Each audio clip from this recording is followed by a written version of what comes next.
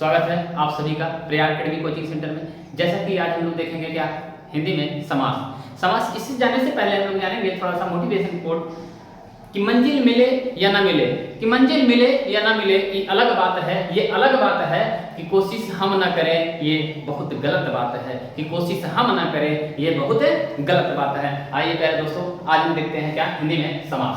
समास किसे कहते हैं, सबसे पहले जानेंगे समास। समास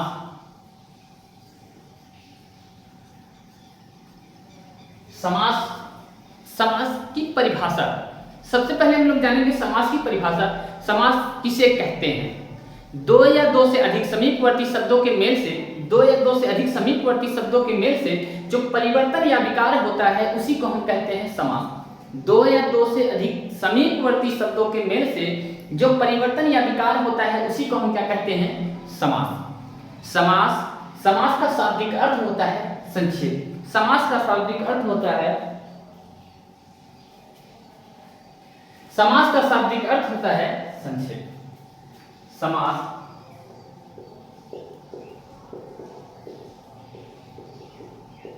समास समास का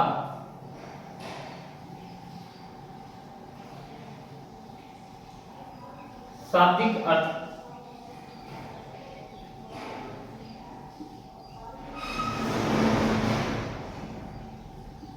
संक्षेप।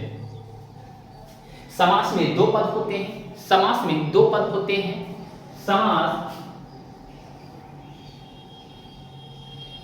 समास में दो पद होते हैं।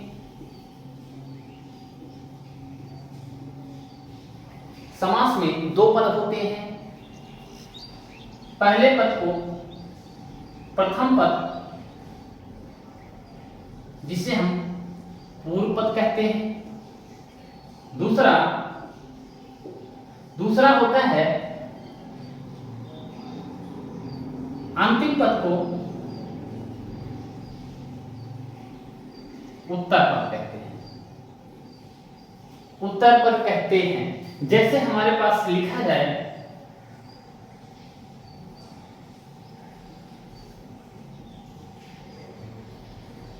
रसोई घर। अब यहां देखिए ये हमारे पास क्या है? प्रथम पद। और ये क्या है? द्वितीय पद। द्वितीय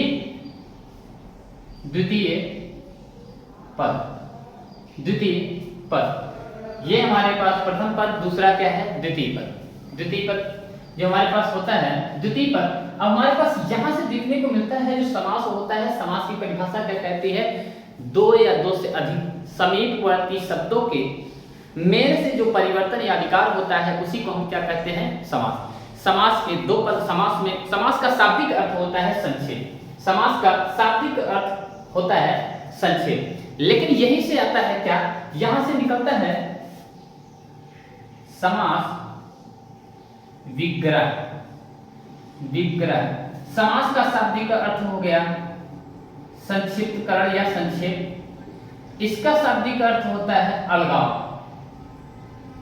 अलगाव या विस्तार करना, या विस्तार करना, या विस्तार करना, या प्रसार करना, इसी का अर्थ होता है। अब हमारे पास यहां से अगर देखा जाए तो हमारे पास जो समास की परिभाषा दो या दो से अधिक समीपवर्ती शब्दों के मेल से जो परिवर्तन या विकार होता है उसी को हम कहते हैं समास। क्या कहते हैं? समास। अब यहां से देखा जाए समास के भेद। समास के भेद। समास के कितने भेद होते हैं?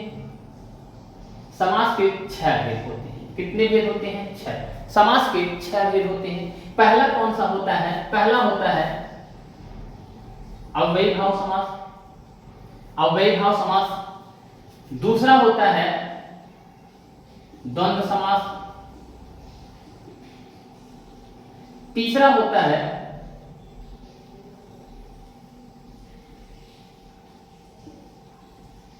यहाँ थोड़ा सा फॉर्मेट कोई बात नहीं।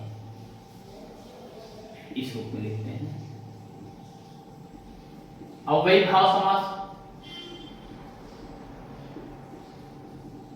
अव्ययी भाव समास। दूसरा होता है द्वंद्व समास। तीसरा होता है कर्णधारय समास। चौथा होता है द्विगु समास। द्विगु समास। पांचवा होता है बहुव्रीहि समास। बहुव्रीहि समास। और छठा होता है हमारे पास तत्पुरुष समास। तत्पुरुष समास। तत्पुरुष समास। ये हमारे पास समास के भेद हैं। समास के भेद कितने हो गए? 1 2 3 4 5 और 6।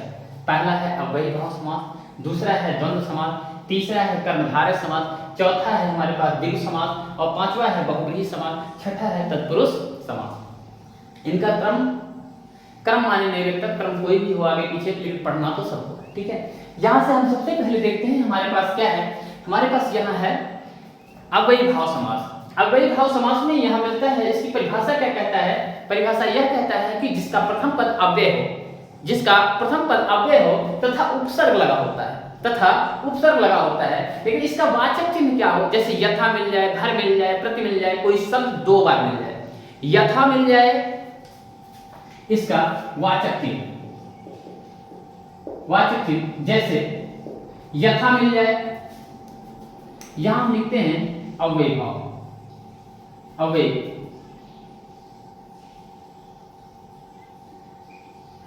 जैसे वाचक चिन्ह, वाचक चिन्ह की बात कर लेते हैं, जिसमें यथा मिल जाए, भर मिल जाए, प्रति मिल जाए, आ मिल जाए,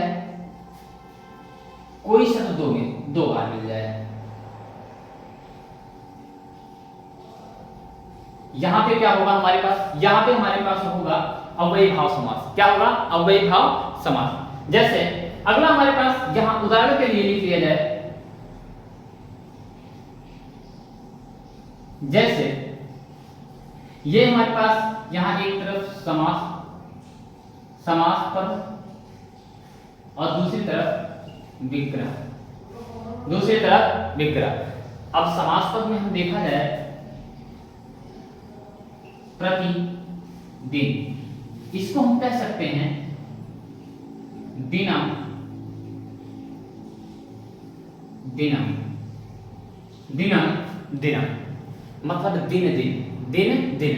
ठीक है, अब हमारे पास कह रहा है दूसरा, इसके बाद का हमारे पास जो समास है कर्मधारय समास। इसमें एक शब्द विशेषण, दूसरा विशेष, एक विशेषण दूसरा विशेष, पहला विशेषण विशेष, ये कोई भी आगे क्रम आगे पीछे हो सकता है, कहीं विशेषण आगे आ सकता है, कहीं विशेष आगे सकता है, कहीं विशेष आगे, कहीं तो विशेषण, ये आगे पीछे होते रहते हैं, कोई मायने नहीं रखता। दूसरा हमारे पास रहता है एक में उपमेय दूसरा उपमान, एक उपमेय दूसरा उपमान, इसके 2 नियम लगते हैं।